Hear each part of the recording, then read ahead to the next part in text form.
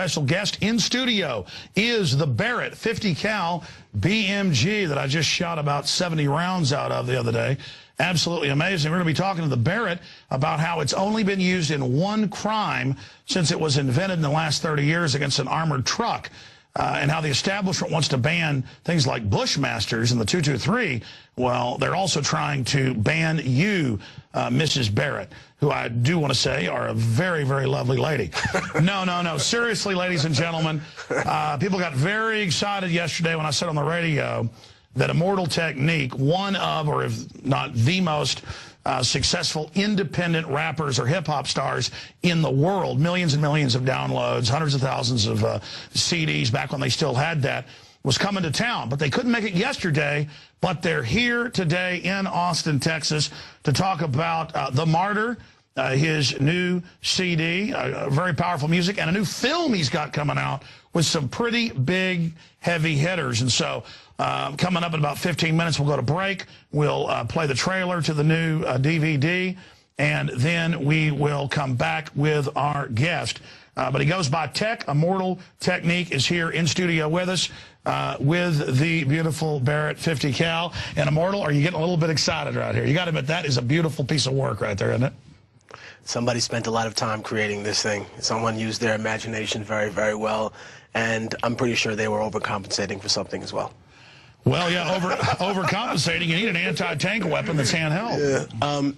I think, first of all, I appreciate the introduction. The DVD is actually in stores right now, viperrecords.com. And I also want to say that, it's interesting to be on this program because a lot of people will approach me and they'll be like, I can't believe you're going to do this show. And I think that there are a lot of perceptions about yourself that that people have the wrong idea about.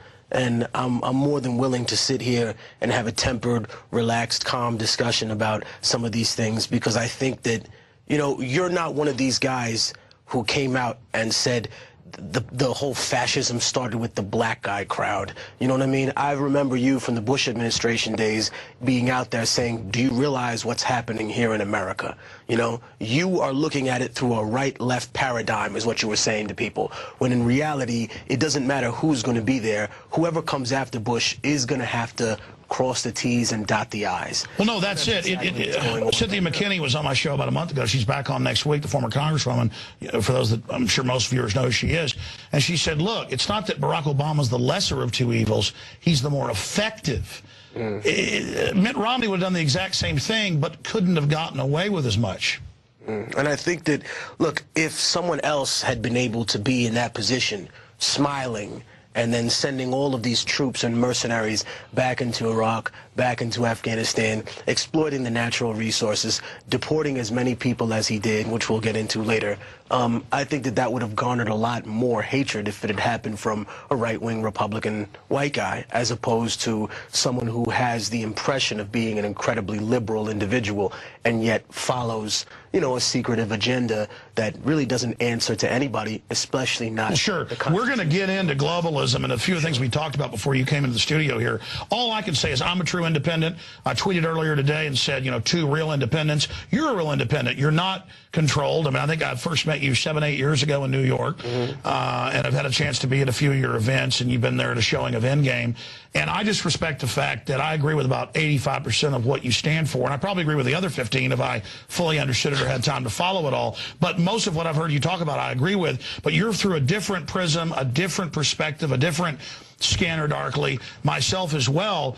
My only issue is this. Whatever the globalists are really pushing, it may have a bunch of good reasons and a cover story associated with it of why it sounds good. But I look at what their internal documents, leaked documents, what the larger end game is. Absolutely. And so I'm like, we can't have open borders because the globalists want a North American Union. They want to implode Mexico under Agenda 21, force everybody off their land into maquiladoras, then up here to drive down wages, then to create a culture clash. See, if the system was trying to unify things for everybody to be friends, it'd be different. In the name of, quote, liberalism, they then sell it as a...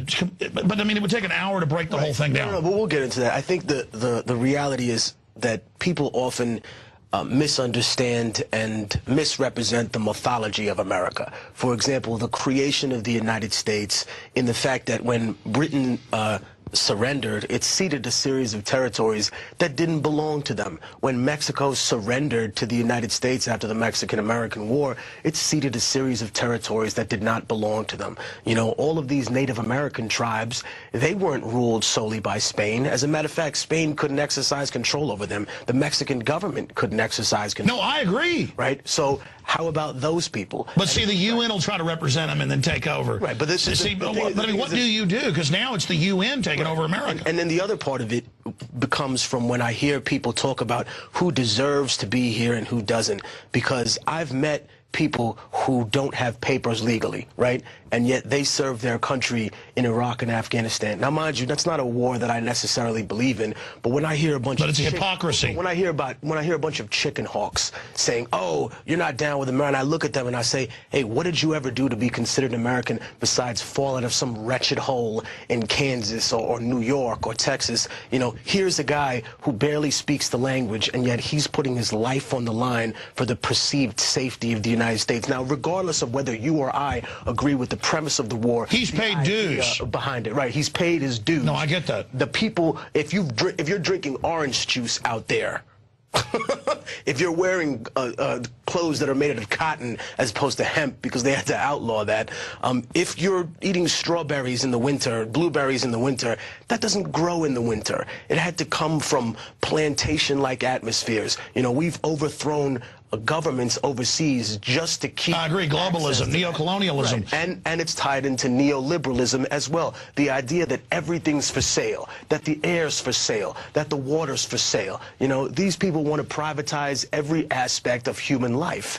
And I think that, you know, sometimes the difference is people can't hear me because I say it through hip-hop, and no matter what the venue is, they'll still think hip-hop, irresponsible, arrogant young people, or they'll hear you say something and they'll say, "Oh man, I love this guy, but he went crazy on peers, and I don't think that he, you know, should represent the movement that way." At some point, you and I will only touch a fraction of the people that we need to speak to, and yet I think that what's important about it is to have so many diverse groups of individuals who have the same core message. What's behind the mask? You know what I mean? Don't show me what you have in the right hand when you play the old switch and grab. You know what I mean? This has a trajectory. At some point, we're going to get... And that's what I'm saying. Whatever they're pushing, whatever the establishment wants, you can bet it's not good for the general public. I don't care what color you are. I mean, here's an example. I like the immigrants that I know from Mexico, and they tend to be better family people, not decadent, spoiled brat Americans. I don't care what color the spoiled brat American is. We've had it good so long, they're spoiled brats. And that's an over stereotype, but there's some reality to it. Where there's smoke, there's fire. But then the Mexican government, if I go down there, will shake me down, beat me up, steal my car. I can't move down there and go have a baby paid for at the hospital. I can't get all this stuff free. And then I'm criticized up here by Mexico for how bad I am when Mexico has their most draconian anti-immigrant laws in all of Latin America. See, I'm just sick of always hearing inherently that America's bad. What's bad is this imperial, global, corporate, British model that corporations have adopted that is now open source for these elites. Right. I think, though, that what needs to happen in that conversation, because, you know, I love to read the criticisms of myself, not only because I find them funny and they're not true, but also because it gives me a chance to debunk these things. Me too, it's entertaining. When people say to me, "Oh, Alex Jones, you mean the guy who talks like the Micro Machine Man and puts all these dates and stuff into it?" I say, listen, if you slow down what he's saying and you look literally one sentence by one sentence, you have 200 things to research within the span of that. And I think that sometimes what would benefit you is to slow it down and say, "Hey, man, you know what? Today we're just going to deal with this." No, I agree, but here's the problem. The way my brain works, I think most people's actually work this way, is that I love when people start like that. The problem is the way my brain works. Well, there's like 100 different... In fact, what people think I'm talking fast, that's like 1/100th. Right. Because when I see something, I know all the connections and how it integrates, because I've read all the establishment publications, and then I know the they're thinking like in three-level chess. The general public's playing checkers. Right. And they want to keep us in a checkers level, and that's what's so frustrating, is that I can see their end game. But listen, we talked for about 5 minutes, you know, right when you got here, about some of the things we want to talk about, and we're kind of hitting the end of it. Sure. At the start, but it's going awesome. In the limited time we've got with you, because I know you got a show to do, let's start with, I said, what do you want to cover first? And you said guns. So I said, hey, grab the 50 cal out of the safe. So that's why the 50 cal is here on the table, because on your shirt is the AK-47 Immortal Technique since 1492. I get it. We, the indigenous peoples, are seizing, you know, our right to self-determination and to be armed. Let's just touch on that. I always tell people when they come to me, they say, oh, you know, revolution, you have a lot of revolutionary figures from Latin America that are from the left wing. I explain to people, our revolution doesn't come with socialism or communism. That's an adverse effect of America's pressure. Originally, we heard the great prognosticator of democracy come down to Latin America at a time when we had a series of horrible imperialist military dictatorships that governments now are trying to resemble, you know, where, you know, if you were convicted of raping a woman as a military officer, you could get out of it by agreeing to marry her. The most insane type of laws you could possibly imagine that governed a government. But when we look at that, when people were saying you can have a democracy and you can vote for your own leaders, we thought that's wonderful. What a great idea. And then the great proselytizer of democracy, we realized, was the same one backing up Stroessner, Batista, you know, the imperialist governments that existed in Latin America. And the country and the people of Latin America said, what else do you have on the table? Who else has something besides and the this? Soviets came. And the Soviets and the Chinese came. And I explained to people, yes, that's a natural part of our society, but what we have to explain to individuals is we didn't need a European man to come from the 19th century and explain to us dark people in Latin America the complex concept of Plus, anybody from Europe or the U.S., no matter what color they are, if they've got globalist backing, they're coming with the corporate jackals. They're coming with the economic hitmen. And so that's the issue. But then you find out that the mega banks, this isn't a conspiracy, this is on record, funded the communist movement knowing Europe was revolting against the robber barons and the royalty. So they created a new fake grassroots movement that they could control. So it's the same thing with the Soviets going in there. Absolutely. It's like running from Bush to Obama and then running from Obama to Mitt Romney. They're all part of the same thing. So what do you say for America and Latin America and the world? What is at your core, Immortal Technique, Tech, what is at the core of your belief, studying this so long, being an articulate, smart guy who's been around the world? From your historical research, then, what system do you like? Because, look, you've got Peter Thiel, the big Bilderberg guy, trying to take over the libertarian movement right now and turning it into a fake privatization tyranny. How do you beat something that metastasizes and, like the Thing, turns into whatever you run to? Like you run to one system and it's real at first, but when you turn around, the Thing grabs it, absorbs it, and then, you know, you turn around and it looks like what you thought it was, but it isn't. Someone once told me that Christianity, Islam, Judaism, all of these religions expanded specifically because they fell into the hands of lesser men. If they had been run by the original people who conceptualized the ideology and who for some reason had it close to their heart and veins, you know, do you think Jesus Christ would look at the way that people have commercialized his religion? Do you think Yeshua ben Yosef would be able to look at it without shedding a tear and saying, you've missed the basic premise of everything that I'm trying to tell you, which is treat other people the way you want to be treated? You know, if I came back, I would be a Mexican born in a manger, you know what I mean, in a hoopty, you know, on occupied territory that was stolen during a war that people started purposefully because they knew they could goad an idiot like Santa Anna into attacking, and then reach around with different forces, pull the entire Navy up to Veracruz and then Los Angeles. What would he say about that? He would be born into a society that he had no technical human rights in, similar to the way the Hebrews were treated in Rome. Now, when you discuss all of these issues that are going on in the world, I think what people don't do is they don't connect the actual history to it. And I think that's where I try to implement that to them, or implement those ideas when I say, hey, listen, if you look at the history of Russia and the quote-unquote USSR bringing freedom, did they bring freedom to Eastern Europe? No, they brought mass murder and death. You have to understand, they did the same thing to Eastern Europe that America did to Central America and to the Caribbean. They colonized it. Colonized it, took it over, and said, you know what, we're going to make you dependent on us, to the point that they can still shut off the gas in the Ukraine 5 years ago. Oh, do you got a problem? There you go. What's your problem now?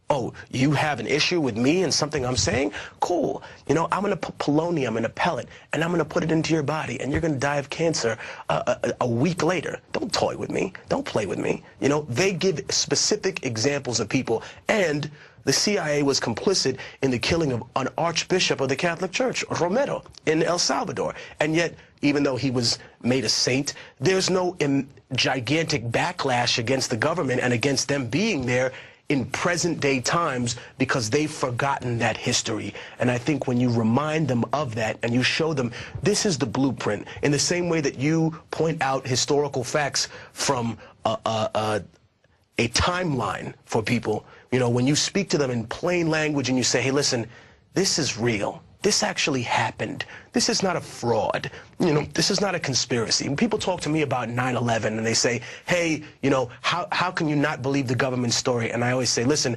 I am not sitting here saying that I know exactly what happened. But you know what? I will say this much. I cannot believe the government because they couldn't tell the truth about the air to breathe to people.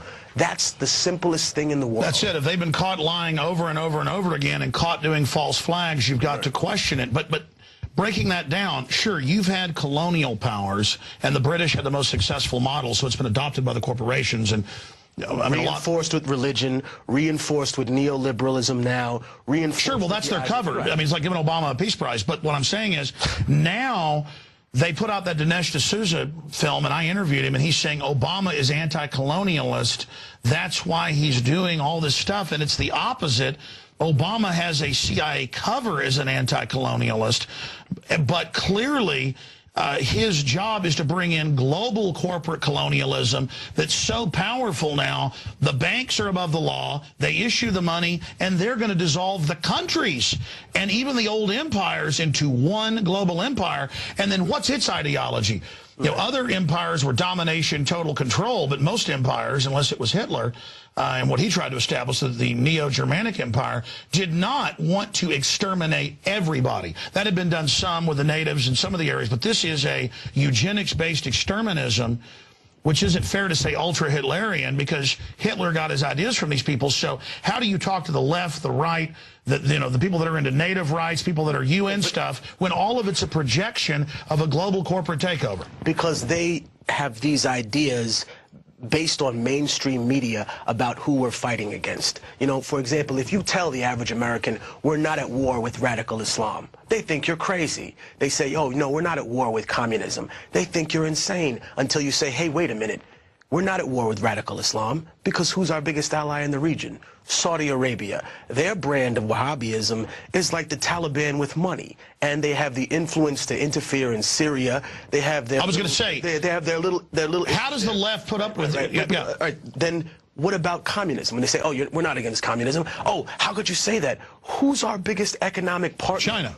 China. So you know who we're really at war with, and I tell people all the time, we're at war with people that say no to us, no to the agenda of the people who run behind government. It's a mafia.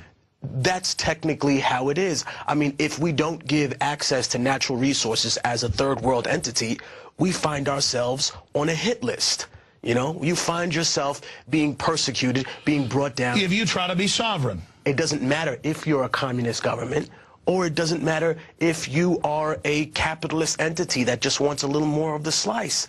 They'll portray you, one, as a Stalinist, or two, they'll portray you as a kleptocracy, when in reality, who were you stealing money for? You. We just didn't want to cut you in anymore because you felt like, as America, you weren't doing enough to get your slice. The same way people were ignorant about France and Iraq when they said, oh, the French are soft, we're going to eat freedom fries. I'm like, the French are war masters. They've been involved in every major battle in the world since they had it out with Attila the Hun. I mean, I think... And then once we took it over, they got that oil. Well, the only thing was this. when Sykes-Picot, which you're intelligent man, but for people that don't know out there, Sykes-Picot was a treaty that was signed before World War I, where they decided to carve up the Middle East. France's slice was Lebanon and Syria. England's slice was Iraq and Egypt and all the rest of that. When it came down to it, the French were like, dude, that's not my problem. America, you inherited that issue. No, that's right. And now who's behind Libya? Who's behind Syria? Their slice, it was France, because it's next door to Tunisia. You're absolutely right. And see, you've done your research. The UN as their little, like the UN is all of a sudden there to save them from Gaddafi, as if he wasn't used by them for their purposes before. But see, that's what's so refreshing, is that you've actually done research when even 95% of people that think they're research don't know all this. That is what is so frustrating, is that they put Obama in. Webster Tarpley predicted all this in the Obama deception 4.5 years ago. He said they're going to attack Africa. They're going to put in AFRICON. He named all the countries. They're going to take out Gaddafi. Because say that again for the people. Who was that guy? Webster Tarpley. Webster Tarpley. You see, that's what I mean. That's how hip-hop is. Slow the record down, bring it back. Webster Tarpley. Go look that up, ladies and gentlemen, if you're out there. Exactly. But, I mean, he laid it all out. We knew it was going to happen. And it's so diabolical that they're carrying extermination operations all over Africa. They've been for 25 months attacking Syria, killing the Muslim minorities, killing the Christians, blowing up mosques, churches. And then you read the New York Times, it'll say, more car bombs. They call for Assad to leave, and never even in the article say Western-backed rebels did it. It implies Assad did it. I mean, how does the so-called left get behind putting al-Qaeda in Libya and Syria run by Saudi Arabia? Well, the same way that they don't go into outrage when they find out that an entity like HSBC was caught out there laundering money for splinter cells of al-Qaeda. In other words, people that are out there dedicated to killing Americans, whether or not it's a fake op or not, people really are Wells Fargo laundering the drug money. Troops are dying out there. Yeah. You know what I mean? You can talk to American families at home that don't have their mom or dad or uncle or brother coming home. People are dying, and HSBC, who some of you are going to, who unfortunately I still have a small amount of money in, which I'm going to pull out when I get home.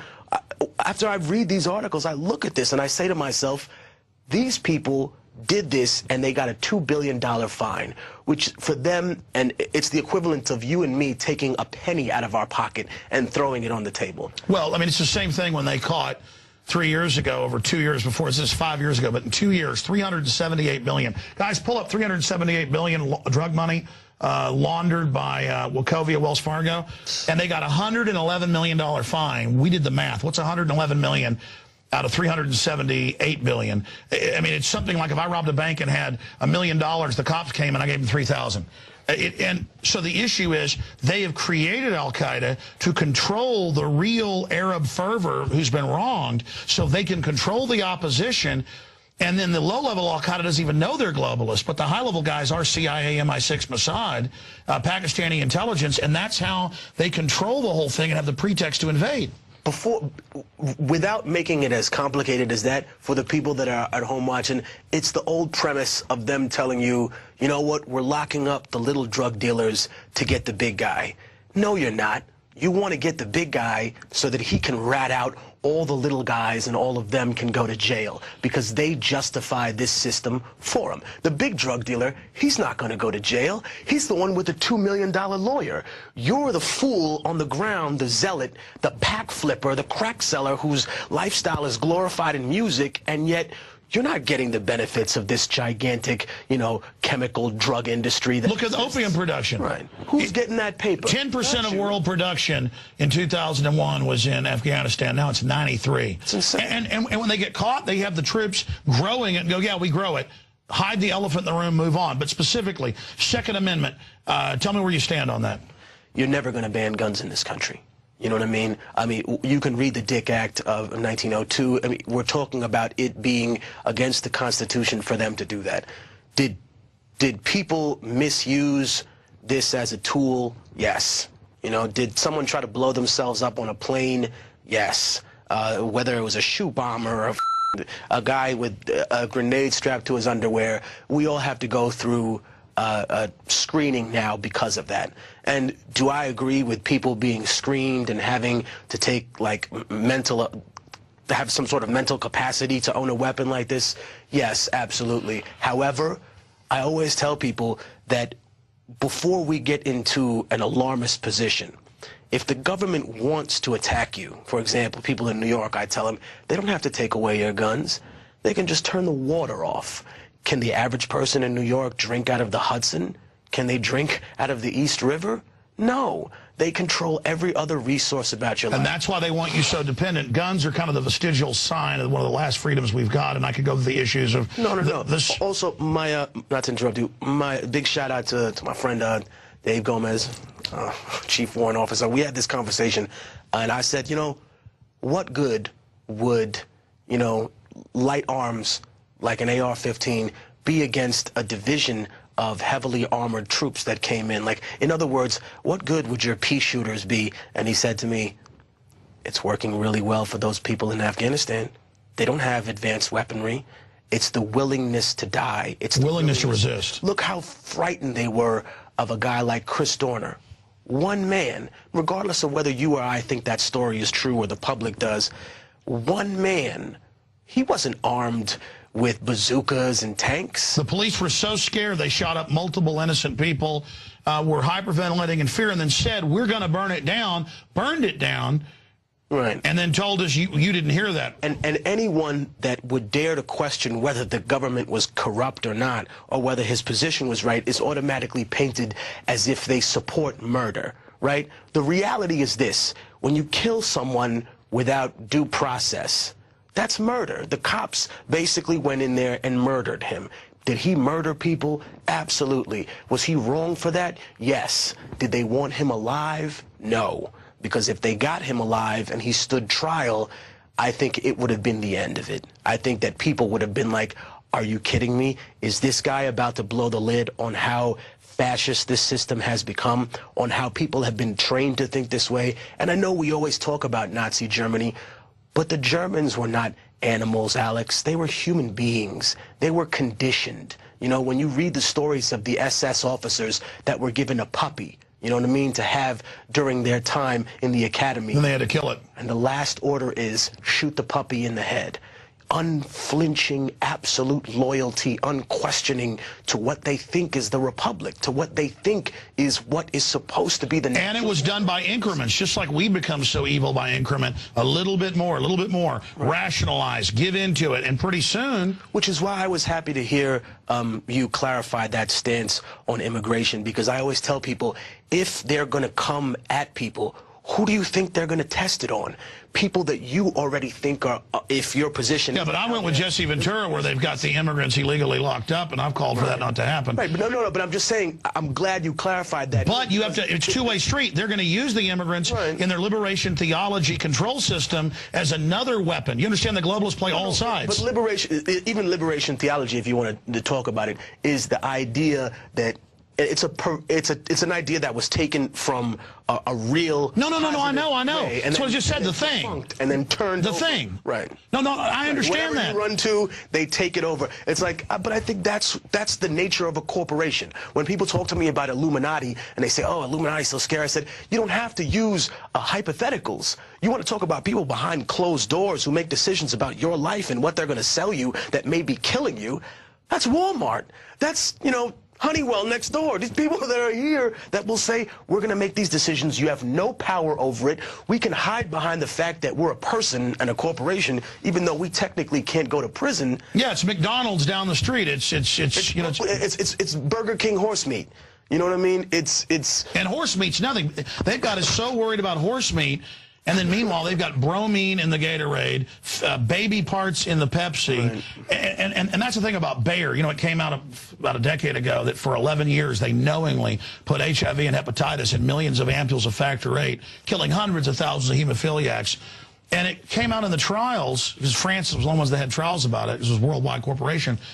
They actually said, well, these are infirm people, get rid of them anyways. It wasn't just we're cold-blooded and going to sell people something that kills them, we don't care. It's more than that. It's more than that. But they get off on it. The people who run this society, they present themselves as moral leaders. They present themselves as if, you know what, in my family, you know, we would never do what these ordinary plebeians are doing out in the street, when in fact they're the most perverse out of anybody. Well, no, that's the psyop. That's why I have to wear this to get people to even pay more attention, but this is a uniform. And then you wear this uniform and you look like the uniform, then people actually listen to you, but that's the whole deal. The men that dress like this don't do anything wrong. The truth is, it's the guys that dress like this, they're doing almost all the bad stuff. Right, and I always tell people, when you see somebody selling their body for money in the street, it's obvious. They're showcasing themselves. The prostitution is a visible aspect. When someone sells their soul for money, how obvious is that? Because it happens every single day as much as people who sell their body. And that's why... And they do more harm to American citizens. And they do more harm to human beings than anybody else. And that's why they want to make everybody poor, is so we'll sell out to them. Right. They don't want us being independent. Amazing information. I wanted to get... I mean, behind the scenes, though, you said they'll never get rid of the guns. You said that on air. But, I mean, bottom line, you also talked about drones. My point is, this gun's been used in one crime to rob an armored car. Right. Not this gun, but one back in the 80s. The Barrett 50 cal. Okay. Why would you need a Barrett in case you send drones to my house? Yeah, that was the point you made. I wanted you to repeat. But it's larger than that. Right. It's a real symbol of freedom. And you make the joke about overcompensating for something. This was so two-man teams, one to spot, as you know, we're saying off air, and then one to deal with light armor. This is a anti-armor weapon. We were shooting through quarter-inch pieces of steel 2 days ago. Take down a plane with this gun. But you could also, do all sorts of things just with a can of gasoline. The issue is, it isn't about the can of gasoline or the truck or the gun. It is about the mindset, and more of these guns out there makes it a freer society. Can I offer something? I mean, I understand your point, and that's a perfectly debatable issue. I know people that would disagree or agree with that as well. But I can offer another rationale. Instead of blaming guns, right, for all the violence in America like people are trying to do now, instead of blaming video games like they're trying to do in Congress, or violent movies, right, how about the fact that this country, this republic, was born in blood, has only had 20 years of peace since its inception. Now, I would like to be able to blame this or blame something else, but I think that that's a very nearsighted solution. Just to look at it, yes, we have a history of piracy. This does kill people, yes, absolutely. But so did Greek fire. So did a whole lot of other things that people invented and used. So did diseases that were given to indigenous people purposefully. One of the first examples of genetic warfare against indigenous people by Europeans. That's in the British manual. And I think, thank you for pointing that out, because this is the point that I'm trying to make. We won't have that critical discussion about how violent our government is and how violent our society is. Blaming it on this is the easiest way out. It prevents you from looking inward and saying, what have I become complicit to in America? Well, let me say this, because what you say is absolutely on target, but here's the paradox. The United States was the giant, one of the last true freebooting, pirating, piratical, absolute, all, bets are off craziness, where you had all the different native tribes trying to get this tribe to fight with that tribe, and the French and the Spanish and the British and the militias, and really it was a free-for-all. And if you really look at it, a lot of the groups using the same tactics. But the issue is that it was in that age, it was in that time, and if you look at that, there was a lot of murder and death, but it produced incredible wealth. Look at Europe, though. Even more people actually killed by governments and killed by the church and killed by other things, but it was the stagnation. So I'm not saying any of the evil in our history is a good thing or writing it off. I'm saying the quieter evil has gone on in China and in Japan, where if a samurai wanted to test out a sword, he would just chop up a few of his servants, and that was seen as okay. And I'm not attacking the Japanese either. My point is that the history has been skewed and twisted, not to demonize America, not to defend America, but to really not show people what really went on. And I don't even know what the point is, other than that because there's other empires, why did 5% of the world population end up getting half the wealth? Now that's all ending. And I think it was because there was that absolute out-of-control behavior going on where the central powers weren't in control. It allowed more creativity and people to do what they wanted, separating that from all the killing and violence. Right. I think one thing that people need to realize is empires don't fall apart because they lose wars. We haven't won a war since World War II. You know, we didn't win in Vietnam. I know Korean War veterans that schooled me to the game, and even though I'm not a huge fan of war, I always thank people for their service, because at least they had the courage to go, excuse my language, rather than the people who got 1,200 deferments and have no problem sending young... Sure, you can respect the individual for what they went through. But I think the point is that, you know, empires begin to die when people no longer believe in them. I mean, the partial collapse of the Soviet Union was due to the massive amount of cynicism that existed because the government was no longer believable outside of Moscow. In other words, the people that were living in this Siddhartha-like enclosement were like, oh yeah, this is, you know, the free Soviet... Like Ceausescu. Right. And then everybody outside was like, are you kidding me? You don't even have on paper what is going on here. Do you realize what's happening in Poland? Do you realize what's happening in Eastern Europe and Romania and all these other places? Do you have any clue? I mean, would you even be able to last for a day there without losing your mind? And I think that that's where we're at right now. The level of cynicism in this country has gotten to the point where people are saying, is there hope left for the Republic? Can we save it? Is it worth saving? And how did we start with this? You know what I mean? And I think the only way we can is, the only way you can stop being an alcoholic, Alex, is to admit you have a problem with alcohol. I agree. The only way you can stop being a drug addict is to admit you have a problem with drugs. America needs to confront its mythology, and in the mythology of its inception, the mythology of what it was used for, and I think what hurts Second Amendment proponents are when they deny certain aspects of what the Second Amendment was used for. Was it used to police slaves? Absolutely. Because no one becomes a slave quietly. Do you think the Romans enslaved the Greeks quietly? No. They use arms. They had a man called... But again, you can't blame the weapon. You have to blame the culture and the time. And that's where people have that escape. But let me go one further with the whole... Let me go further, though, the whole weapon thing.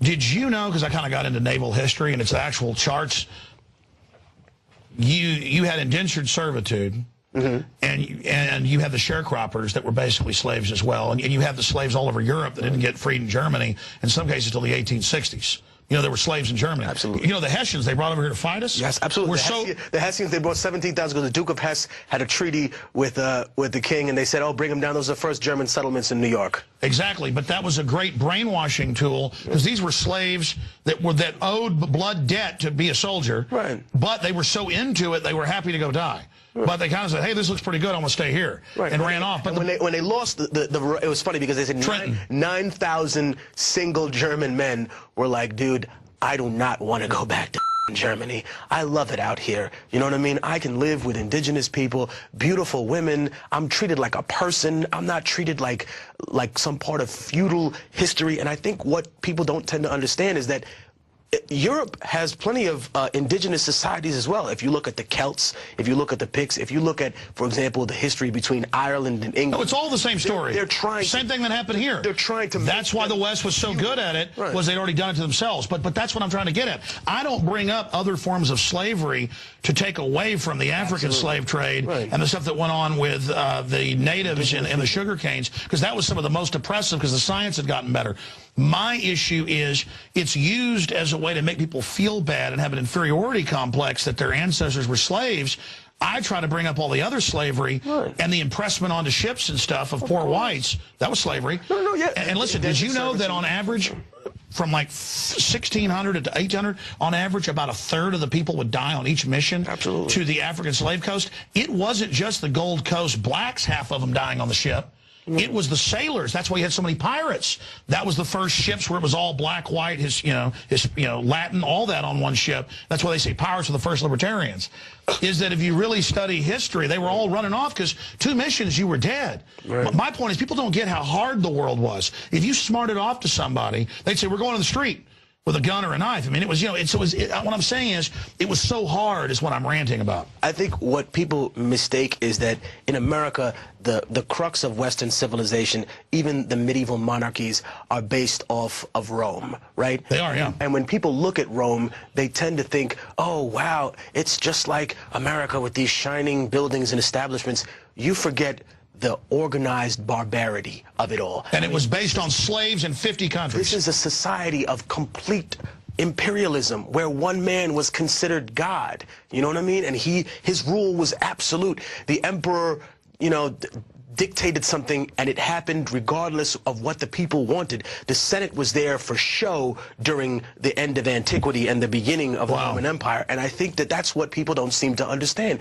We live in a society now where the idea of checks and balances is practically for show, and it works on a local level. But once we get to a mainstream government, I agree. It's entirely built on... Freedom is ceremonial. Right. And that veneer's wearing out. We've got to go to break now. I heard, because they told me, blame it on them, hey, he's got this film coming out. I didn't know it was already out. I saw the trailer before we went on air tonight. Sure. Tell us about this work. Sure. Tell us about where people can get it. Also, the new album. We're going to play the trailer for the film. Sure. And then we're going to come back, and we're almost out of time, do about 10, 15 more minutes with Tech, Immortal Technique. Give out the website when we come back. People can find out where your shows are. I mean, I got to say this. I have interviewed quite a few hip-hop people, and I'm not kissing your ass. I think it's true. You are undoubtedly the most informed person of anybody I've talked to by light years. Thank you, bro. You know, KRS-One, very informed, super smart guy. I'd say number 2 there. And I'm not saying, oh, wow, within hip-hop, boy, you're really smart. I mean, you've, you know, are up there with, you know, the brain bug, Webster Tarpley. That's his nickname. Well, at least he didn't say he speaks so well. Oh, you talking about Obama? Yeah, the Harry Reid thing, right? Yeah, we were talking about how, because that's what you want to talk about. In fact, when we come back, liberals and the condescension and what they're doing. No, my point is that I wish in hip-hop, you know, that there was more of this. There are a lot of people who think the way I think, Alex. It's just not conducive to the entertainment business for them. I'm going to write a note here. Yeah. I'm going to tell secrets of entertainment. I've been told by 2 different people that were high up at MTV that ties into what you just said when we come back. But tell folks about the new DVD, the new film. New movie directed by my friend Carrie Stewart. The Revolution of Immortal Technique talks about basically being an independent, coming up and learning the business and realizing that, listen, I can be successful at all this, but unless I'm willing to personally sacrifice for the message that I want to put out, and I want to put art before selling out for money, you know, what are the pros and the cons of that? And all the people have advised me. How long has this been out? It's been about a year, and it was 6 years in the making. It was to show my ignorance. I follow some of what you do, but I guess I missed it. No, it was a sleeper. You know what I mean? It was a great film. It got Cornel West, you know, one of the only black intellectuals that I think has really taken the Obama administration to task. And he famously told the MSNBC hosts that you've sold your soul for White House access. I want him on. I mean? You know, Cornel West needs to be on the show. He's someone who's willing to tell the president, you know, when are you going to come from behind some of the proxies and have an honest discussion about what's going on in your own hometown of Chicago? Hey, did you bring copies so I can watch this tonight? Yeah, we should have one. We'll send one. Oh, but I saw the trailer earlier. Well, let's play the trailer for folks right now. Tell them the website where people can get it. ViperRecords.com, or hit me up at Immortal Tech on Twitter. Okay, let's go to that trailer right now.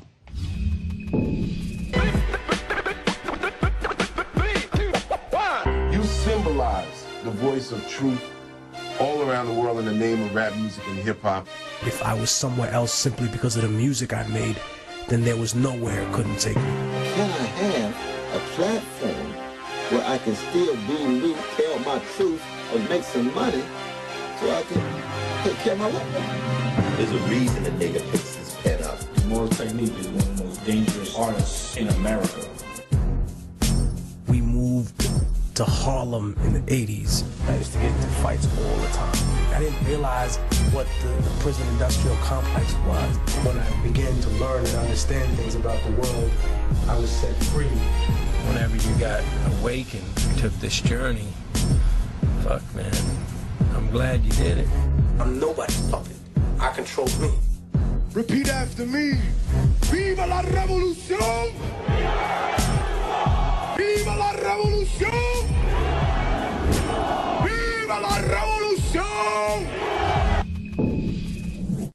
The revolution of Immortal Technique.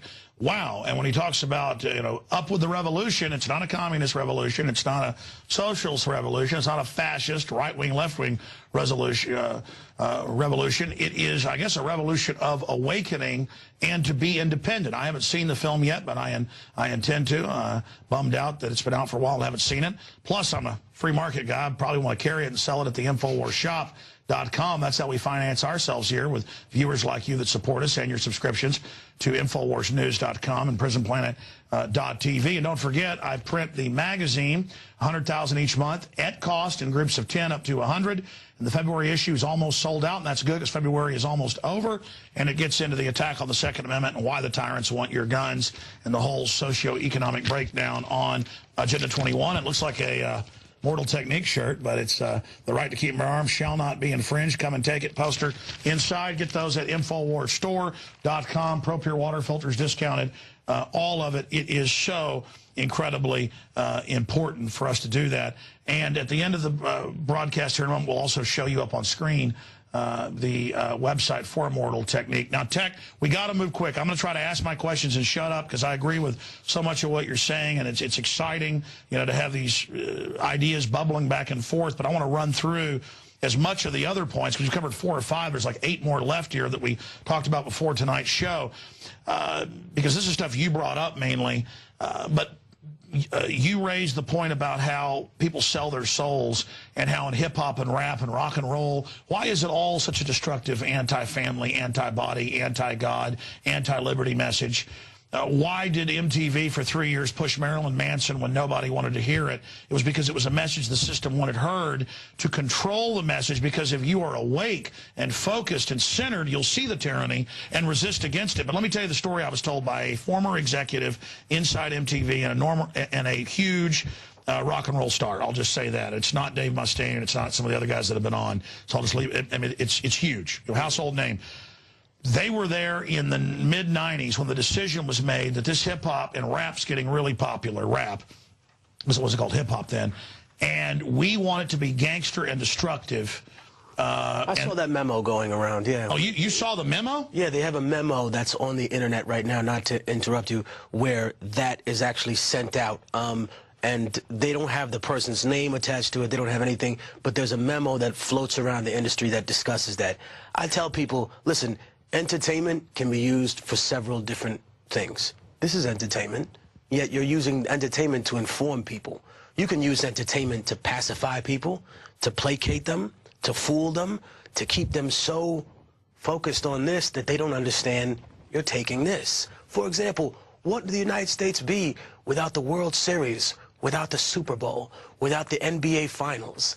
Those Roman Colosseums. And it's empty. Those Roman, and I'm not saying, I love basketball. I love football. How could you be, I mean, everybody that I've met here from Texas loves football. By the way, New York Giants, greatest football team of all time. But the point that I'm trying to make is, I love these sports, but at the same time, the way that they're controlled and the way that they're put out there is exactly that's not our real culture. So what is our culture? So let me go back, because I want you to speak on this. But just to finish, you say, oh, there's a memo. Okay, well, I can confirm with a high-level former MTV guy who's successful now doing other things and a major rock star that they were told this was going to go on and what was going to happen in these meetings. So what I'm saying is that just backs up what you were saying. And then that ties into, a lot of the Republicans are racist or tribal or are using it at least. But with Democrats, from my real research, they were the party of the Klan. They were the party of the South. They were they couldn't win. And so Margaret Sanger and the Rockefellers, and I've got their memos, those are public, those are in the Library of Congress, they said, we're going to pose as liberals, we're going to hire the black leaders, we're going to kill these weeds. I don't think black people are weeds. Not because I'm some bleeding heart person. I don't want any people being treated like slaves, because I know we're all humans, and it all comes back on us. So I've said that. Your take on the Nancy Pelosi's, the Harry Reids, the neoliberals, because from my research, they know they're not liberals. These people are hard. You want the real racist? You want because Republicans will just use it for control. You want the real racist? Look at how they use both sides. I think that what people don't realize is that when you use code language to talk about people, you know what I mean? And when you play the holier than thou card, and I'm a good Christian soul, the pathos, the ethos of the argument doesn't equal up, which is why Republicans look like hypocrites. The problem is that people don't examine the actual the actual end result of some of the policies of Democrats at that specific time. You know what I mean? I think, for example, Obama gets a huge pass. Like, I wanted to ask him this. I really hope when he gets out of office, I say to him, you know what? I saw you on TV shed tears for children from Sandy Hook. Totally fake. Without even that, without injecting that vitriol into the conversation, I want to ask him, how many tears have you ever shed for the children of Pakistan, for the children of Yemen, for the children of Gaza, whose drones and planes sponsored by America fly over and kill them? Have you shed one tear for them?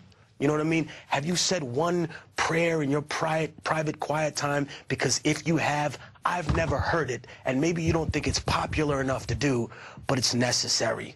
Two, I think that when you talk about a liberal bias, or when you talk about any of these aspects of society, you can frame it in whatever way you want to, right?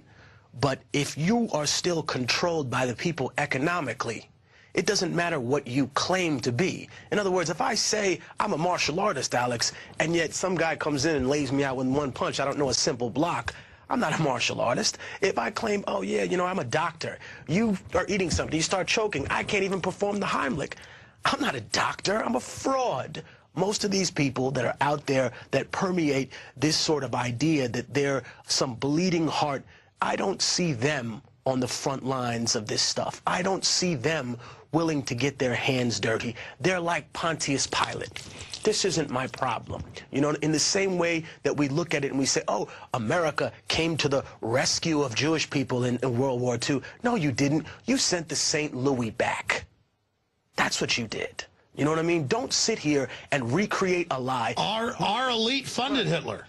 We have a guy that we have commemorated called Christopher Columbus, right? And I always tell Catholics and Italians, you can find somebody better from the Catholic Church, even though, in my mind, the institution itself is corrupt. You can find somebody like a bishop, Mother Teresa, anybody who's a better example. Italians, you can find a mother who sells pizza in Brooklyn right now, who's a better example of an Italian American than Christopher Columbus, who never even touched America and who was prostituting 8- and 9-year-old girls.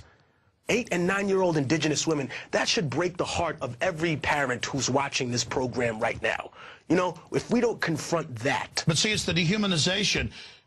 It's just like Obama decided to flip the switch and cry for the Sandy Hook because it was an agenda. But they will never personalize the kids killed by drones or the 1 million+ Iraqis, because it all is a big cold-blooded show, and it's all about how they're punching our buttons, and then they're basically dehumanizing the whole of humanity. You're absolutely right. Let me ask you something. I know that you are a supporter of Israel to a certain degree. Or at least someone's told me that. I don't know if that's true.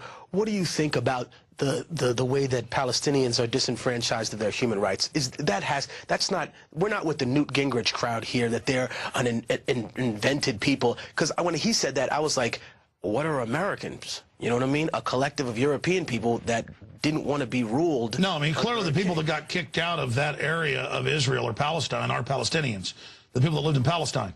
Yes. So it's like I think there's sometimes. Well, listen. That's all a misrepresentation. Right. Just like at the start of the interview, they take like a 15-year-old clip, right, out of context, where I'm saying, I said, now from the perspective though, the UN is against Israel.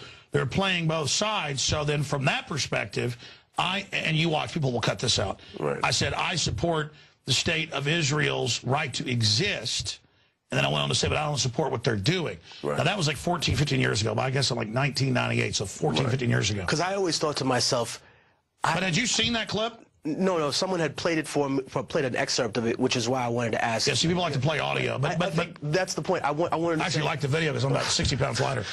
No, but let's go back here for just a minute. Sure. Where I stand is talking about Israel helping create fake Al-Qaeda, Israel manipulating our internal politics, Israel attacking the USS Liberty. I've made films about it. I've criticized it. But there's a cult of people that then make everything about Israel and only about Israel. And so they edit things and change things. And, you know, they've got me saying kill black people online, but I didn't say that. So a lot of that is, notice you were shown audio, right? Right. Not now. He was edited. No, but that's why I'm here to talk to you. But so what they do is they, listen, I've gone, hey, not everybody that does the El Diablo is worshiping the devil. In Italy, this is to ward off evil. Well, they take that still and say Alex said he worshipped Satan with Immortal Technique. But see, I'm telling you, it's major deception. Just like people say about you, you're a communist. Well, I mean, I think that communism and socialism are a natural part of human development, whether you choose. No, I know, but I'm saying is there's a massive amount of disinformation out there, and no matter how many times I say I don't support a lot of what Israel's doing, they spin that and say that means unconditional support for Israel. That's not what's happening. I'm not. No, I know it's a colonial operation. The point is, and I've said that in the news, no one ever quotes that. They take a 14-year-old thing out of context and twist it. So I say let them have it. You know, they say I'm a Jewish agent. I'm Jewish. Not true, but hey, okay. They say I'm a reptoid. You know, they say... Mazel tov. Yeah, exactly. So my whole deal is you bet I am. They also say I'm KGB. You bet I am. Okay. No, actually, I'm a guy who loves liberty and justice, who's really trying to figure it all out. Well, but when people have always tried to pull the Marxist card with me, I've said, you know what, the difference is between you and me is I've actually read that book because I had to study it to understand how pretty sophisticated. How much control I've read it too. Wanted over a society. And when I was done with that, I said to myself, wow, it reminds me, and you mentioned it before, the great KRS-One who said, there's no such thing as a government. It's just people who rule over other people. And they design these little fancy systems so it looks like they're bringing freedom or they're bringing order. And America, the sad part is we are so cynical right now that I know people who are lovers of democracy that say, I'd rather see a king that could get something done and balance a budget than a president that can't do anything. The system makes it worse and worse. And that's where they want us to be. Here's the key. I want to look right in the camera and say this right here. Here's the key to all of this, just what he just said. The system is running this. We don't blame it all on them, but 90% of it is the way things are ordered. Humans are unlimitedly productive and incredible. History's shown that. And the system is doing almost all of this. And then it says, oh, look at what happened. Give me more power. And then it gets worse and worse. That's the key. Right. And I think that that gets lost in the right versus left paradigm because there are still very, very rich people from the left wing, supposedly, that don't want to have anything to do with urban society. They say to themselves, oh, you know, the upper crust of America, the 1%, have abandoned the public education system. There's nobody more. Abandoned the public education system. They don't send their kids to public school. I'm sorry. And also, we can expand on that and say, hey, do you think Obama would be president if he hadn't gone to Harvard? No, he had no real, and please pardon me if someone wants to debate it, I totally can out there. He didn't have a gigantic amount of accolades to run on. I specifically remember them using in the media the fact that he was the editor of the Harvard Law Review as a selling point for his ability to run the government. And I always said to myself, where do you meet the future movers and shakers of society? In private school. However, if you, as a rich liberal individual, step back and say, well, I don't need to fund, you know, public school because that's not my problem, then don't complain when some poor, uneducated individual who didn't have a chance, who had every single aspect of his freedom infringed upon by police, who couldn't get a regular job, had a felony at 18, and is now robbing and stealing, blows your kid's head off just to steal his car that he doesn't know has a low jack in it or is worth half of what it was when it rolled off the lot. If you're not part of this society, then how are you even going to sit there and pass judgment or claim that you want to help it or claim that you're even part of America? You're either part of this or you're not. The massive amount of corporations that make money off this country want their business exported from here, and yet they want to sell to people from here. They don't want to pay their fair share of what it costs to run this country, what it costs for the military to back up those areas where they're taking natural resources out of, but they want all the benefits of it. In other words, they want to have sex with America, but they don't want to marry her. They're whoring her out. And I have no respect for those type of people, whether they come from the left, whether they come from the right. And unfortunately, I tell people, what you're going to have to deal with now, Alex, is a whole lot of frauds coming into the libertarian movement. Frauds. Oh, no. Unabashed. Look at how Glenn Beck has now announced he's the leader of libertarians. He's the leader. While trying to demonize him. That guy doesn't have both paddles in the water. And I don't know where he gets off thinking he's some kind of intellectual, moral, superior force to anybody else. You know, he's a guy who got thrown off of Fox. And that's like a daytime talk show. And that's low. You know, I think at some point, without having the credentials to make these statements, I think it gets lost in the woodwork. Well, my issue with Glenn Beck... Let me just say this, because I know a lot of people that really are community activists. You know what I mean? That really are people who work within the community.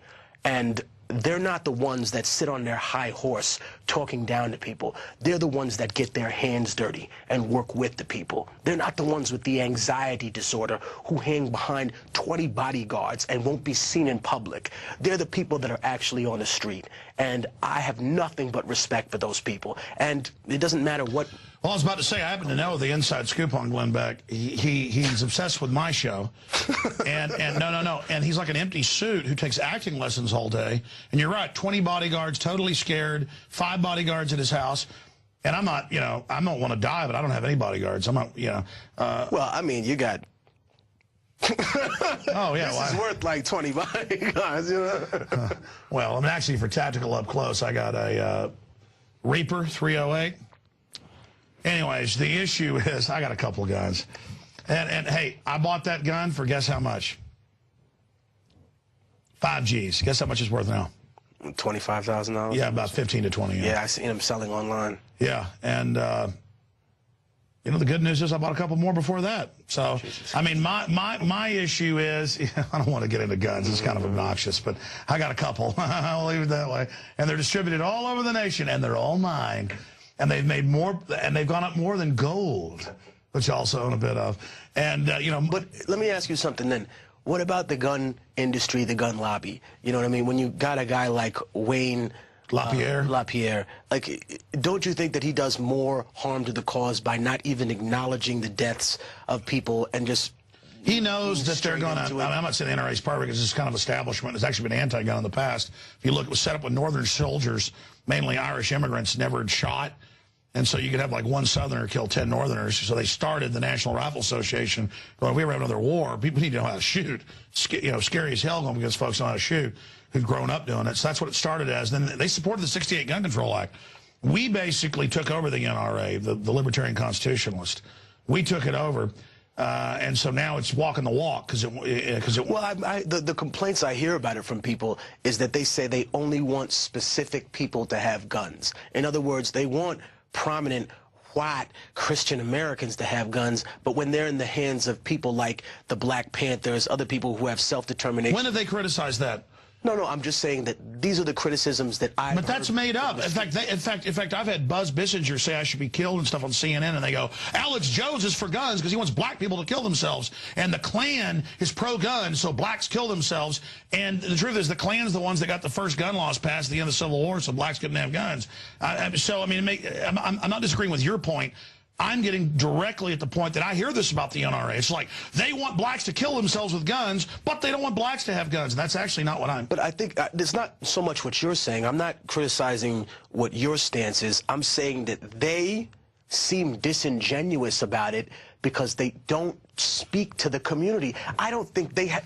It's like, what are these people? They're so brave and so strong, and yet they won't send a car full of 3 people into a black community to say, hey, you know what? These are your rights concerning gun laws. The next time you're thrown in prison by police that think you don't know your rights and think you're an easy Vic for them to make money and keep you in prison, this is what you can do to keep yourself out. That's why they seem disingenuous. Oh, I agree with you. Because they don't go to the black well, here's the deal. Most of these people... And they keep them... Sure. Wayne LaPierre, I've actually been in an event he was speaking at. The guy was shaking for him to speak. I mean, here's the deal. You've got totally disconnected, predominantly white, but there's also, I've been at these things, it's everybody's there. They all like the same. I don't care if they're Hispanic, black, white. They're all totally focused, totally fake, and totally, because they understand it's all a business meeting. And everybody's playing it as safe as they can.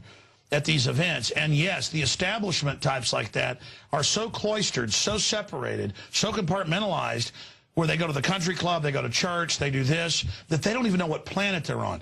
So with the NRA, they just know that if they play along with Obama and go, yes, we're very sad, that'll be spun against them. Right. You know what? For me, someone once told me that it's better to talk to someone than about them.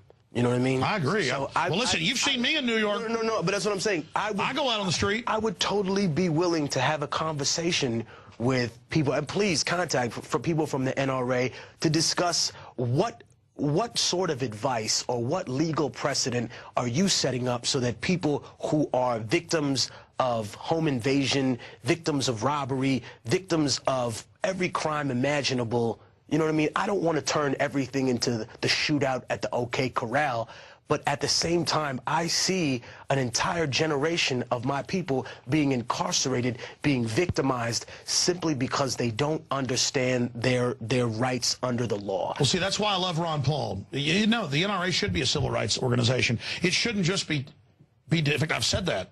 It should not just be defending the Second Amendment, because they all interconnect. That's why I love Ron Paul. He'll give a speech about the CIA bringing in the drugs to destroy the communities. Look, you want to fix the communities. Now they've destroyed everybody so bad, as Ron Paul said, you got to keep welfare going because you got to wean people off over 20 years. We're already so screwed. But you've got to quit shipping the drugs in. You've got to decriminalize, and Mexico will get a lot better overnight. But this is the United States. And this is the other thing that I said. You know what? If people, and I always tell you, teach more with love than you do with hatred. You know what I mean? If I can go to those rappers who rhyme about weed and I can tell them, hey man, do you realize that your fan base is being criminalized and thrown in jail, that they're having their rights? No, they train them to put on a uniform that the police have been trained to attack. But let me just finish my point. If those are your fans, why aren't you educating them about the rights that they have in terms of marijuana? Why aren't you educating about the way that they can legally protect themselves from this? The conversation in America shouldn't be, you know what, are we going to legalize guns or not? No, you're never going to get rid of them. The rappers should be organizing people saying, get involved. Here's how you protect yourself. Get a medical deal. On the weed side of it, too. You know what? At some point, the conversation stopped, and it should definitely stop being about whether we're going to legalize or not. The conversation needs to be now, are we going to legalize or decriminalize? What's better for the populace? What's better for people's rights? What's better per individual state? What's better to create? Well, once you bring money into it, that's the surest way to, they call it legalization, but if you legalize but regulate, but have it at the state level, it will absolutely shut it down. And be a huge tax base. And the saddest thing I hear is when people hit up my Twitter or the Facebook and they say, hey, Technique, you know, how can you be for marijuana legalization? What if someone got into a car while they were high and drove? And I'm like, dude, alcohol's legal. What if somebody got drunk? Well, marijuana makes you actually drive safer, probably. What if someone got drunk and got into a car? And somebody smoking pot's driving 45 in the slow lane over there scared. Anyways. They're stopping every 5 miles for a drive-through. Yeah. Anyways, it's all crap. Listen, there's going to be bad stuff happening in the world. Anybody that tries to sell you on, let's do this, let's take liberties. I heard a guy on the radio this morning going, let's have licenses to be able to buy alcohol. And, you know, a license to be a drinker as an adult. The nanny state isn't going to save us. It's all about cartels. Look, Prohibition was over after 9 years, as you know, a year early. The very same entities went and lobbied then to get drugs illegal that you could buy at the corner drugstore. There was much less heroin, cocaine use when you could buy it at the local drugstore. Laudanum, you name it. They made it illegal. They made it cool. Now the dealers have the nice cars. Everybody thought it was fun. They got into it. And it's a total fraud. Absolutely. To young people out there, never use illegal drugs. Don't go on the prescription psychotropics. The least of our problems is marijuana. Decriminalize marijuana, not because it's good. I think overall it's destructive to a lot of people. I agree. But, well, okay, fine. Now, I think there are a lot of potheads that sit around and eat pizza all day. But the point is that... No, I know, but some people. The point is that it's much more destructive to make it illegal so the system has an excuse to throw people on the slammer and put them into the criminal culture. Look, here's my issue about marijuana. I know there's a lot of this high-end marijuana that actually makes you think and has medical uses. The general public smoking a bunch of cruddy crap that makes you feel like you've been run over by a truck. And so, see, that's an elitist thing. I mean, people that can, like Joe Rogan, my friend, I mean, if Joe Rogan's around, I've said this a few times, he goes like, hey, try this. For 5 hours, I feel like I could do equations or something. But that's super high-end marijuana, different than the stuff that makes you feel like you've drank 3 bottles of Jack Daniels. No, I definitely think that's correct. And more than just that, there's an old saying by a rap group I grew up listening to, Nice and Smooth, and in hip-hop. They said, too much of anything makes you an addict. You know, it's really about moderation in some sense of the word. And I think that's what people don't realize in terms of where public education has failed people. You have a class about calculus that people have to take. You know, most people don't want to do that. It's not just that, or a chemical class where a Bunsen burner, unless you work as a chem major in college. You don't need it. Or you're building your own meth lab. How the fuck do you even need to use something like that? You know, but where are the classes on parenting that you're all going to have to do at some point? Why don't high schools have classes on parenting? Why don't they have classes to teach people how to interact with the police so that they don't become the victim? Because they won't. Listen, did you see in Arizona? I'm not saying, no, we're not talking about why. I'm just saying, that's. No, but did you see in Arizona? Yeah. Did you see in Arizona where they have, guys, look it up, we can pull it up. The biggest prison company out there, it's just changed its name. They now are the security at the schools, and they literally are training the kids on how they're going to be prisoners when they get out of school. And now they have these agreements where 90% occupancy has to be agreed on in the private prisons. It's official, like Tulia, Texas, where they locked up the entire black population in the prison because the local boss hog owned it. So that's why that is. The schools are becoming prisons. This is a prison planet.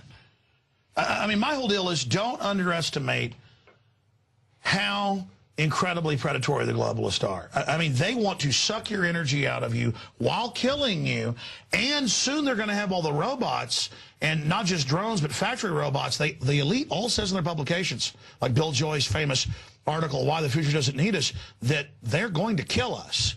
And see, that isn't something to scare people. That's why all the race stuff and all the fighting and all the crap doesn't matter. In the final equation, I don't care if you're some rich white yuppie or some poor inner city white person or whatever it is, you are having chemical and bioweapons put in the air, the food, and the water. They're testing on you, just getting ready for their big move because they already have the life extension technologies. And the motive is, Immortal Technique, is they don't want you to have that. Like the guy says, I will destroy your seed forever and last the Mohicans. The globalists, all ancient groups are into that. They want all of our seed destroyed. We're not going to be part of the future. The ultimate Roman takeover was to kill the whole population and salt the earth. The globalists are salting the earth with GMO while building their underground seed vaults. It's Moonraker. Right. Ian Fleming, MI6, wrote that. Moonraker's real. And when people say to me, they say, oh, you know, are you drinking that left-wing Kool-Aid? I always say to them, it tastes just as good as the right-wing Monsanto's milk. Because no matter which one you want and which one you're willing to absorb, I think you have to get past this paradigm. And I think that's where programs like this and what I do, you know, we don't have to agree about every single thing, but what we do agree about is that we don't want people to believe everything that we say. We want people to question everything. Full spectrum analysis. Yes. But then they can also go into the extreme where without proof, people just make up, well, this guy's this or this guy's that. In closing, the whole Bin Laden raid, Zero Dark 30s, torture porn. I'm going to do a review next week. I finally saw it. Torture porn. Wow. The Martyr. Tell us about the music after you get into your take on Bin Laden and all the rest of it. The Martyr is a 100% free album. And when I say free, you can go to Viper Records right now, and you can get it. It features all of my peoples from Rebel Arms. Big shout out to them. Poison Pen, Diabolic, G.I. Joe, The Circle, Hassan Salam, CF. Who am I leaving out? Point is, it's up there at the Viper Records site. Everybody in that Southpaw, big shout out to him. Basically, everybody that I came up with, Swave Seva, all the people that I have worked with over these years have been a part of this. We gave it for free, and when I say free, you don't have to fill out a survey. No 20-second Vivo commercial. You press one button. It's an absolutely free album. And the beauty of it was that I wanted to show people you don't have to die for revolution, Alex. That's not the point. Got to stop believing in the system. You have to live for revolution. That's what they're afraid Ooh, I like that. They're afraid of that. You don't have to die for revolution. You got to live for it. You have to live for it. Change your life. It's easier for someone to sit there and say, you know, I'm going to go out in a blaze of glory tomorrow, and I'm really going to make them pay, as opposed to say, you know what? I'm going to go through the painstaking suffering of raising a boy and 2 little girls in this damn near fascist society in order to raise them to look at the world differently and to see. It's a long haul. Beautifully said. Let me ask you this, the Immortal Technique, that sounds like evergreen or an idea that transcends time. Tell me what Immortal Technique means and how you came up with that name. Well, originally, you know, when I was incarcerated, my name was just Technique. That's just what I went by. And I always remember there was a Native American trustee named Judge. He brought me a pen and a paper while I was in the hole. And I wrote a song on the first record I had called The Prophecy. And I thought to myself, you know, in order for me to get my message across, it's going to have to span years of time. You know what I mean? What's going on right now, as you've pointed out, as I've pointed out through history, has happened before. People have taken this away. People have taken that away. People have manipulated the system. People have used a proxy to get what they want done. People have put a smiling face off on things that really have the fangs of a vampire. At some point, we have to analyze this throughout history. And also, I'm a man who believes in God, and I believe that, you know, a man that walks with God can walk anywhere. So I don't fear death. I don't fear people trying to marginalize my point and my perspective, because I challenge them to meet me on the field of intellectual battle anytime, anywhere. Just give me, you know, a few days' notice so, you know, I can buy your mother a suit. That's all. Oh, man. Well, listen, you got to promise me that whenever you come through Texas, you'll come into the studio, and you got to promise every couple of months you'll come on via video Skype. I'll try my best, man. Thank you very much for having me on here. You bet. It's been amazing. The Bin Laden raid. You didn't answer that. Bin Laden. Do you know what? They would have never wanted that man alive. They never wanted him to testify on all of his dealings as a CIA operative. I think when people look at that, in the past, I posted something on my my Instagram on Tech Immortal, an old news clipping where he was being hailed as a hero, where they were talking about him in the 80s. He was some kind of savior, and I always remember CIA Commando Bin Laden leads Afghan Mujahideen to victory against the Russians. They were talking about the great things that he was doing. The Russians are pulling out. Bin Laden, what a kick-ass leader. Right. I always tell people, regardless of what you think about the story, regardless of what you think about what it was, that little dumping him in the water afterwards is a tiny, infinitesimal, microscopic part of a much larger story involving war, pimping for natural resources. You know, I went to Afghanistan. And, you know, it's in the documentary. We used the proceeds from an album I had called The Third World with a human rights organization called OMEID International, OMEID.org, look them up, to build an orphanage and a school. And when people come up to me and they say, oh, what do you think was the most effective thing that you did there? And I said, I showed them that Americans are not what they perceive them to be. You know what I mean? That most of them, when they look at us, are a bunch of people who have come to invade their country. And I didn't come there with the military. I didn't come there with the government. I came there not to bring people freedom, but to find it. You go to Afghanistan in this film? Yeah. And you better give me a copy, right? No, we'll get you one, definitely. All right. Well, listen, that is just amazing. I'll just tell you, the whole Bin Laden thing's completely fake. I mean, I've done the research. And Zero Dark 30, all of it complete crap. Hey, what did you think? Zero Dark 30. You know, that is torture porn movie, yes. Hey, you saw it. I saw excerpts of it. It's amazing. I didn't get to see the whole thing. It's amazingly horrible. It's supposed to make torture and stuff sexy and then act like they don't like it, but they do. It's total yuppie power trip crap. In closing, what'd you think when you came to the InfoWars studio? You've only walked right in on the show. I need to show you the rest before you leave here at the end of the show tonight. But, I mean, what'd you think to expect when you visited the Texas Pumpkinhead's house? No, I never expect anything. That's why I'm never disappointed. No, but so what do you think? There's a saying in Spanish, el diablo sabe más por ser viejo que sabe por ser diablo. It means the devil knows more because he's old than he does because he's the devil. So I didn't come in here with any preconceived notions.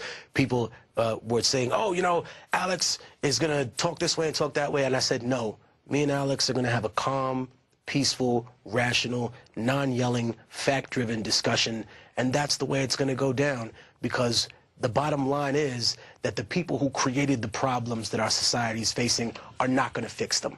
Well, yeah, you can say what you want about me and you. Only the people watching right now. But I have goodwill. They're going to fix them. I have goodwill. I want you to have a great life, your kids to have a great life. I want them to experience and learn things. I want my children and their progeny go forward into the future with everyone else. And this thing of screw everybody around you is just going to create a bad future for my progeny and your progeny.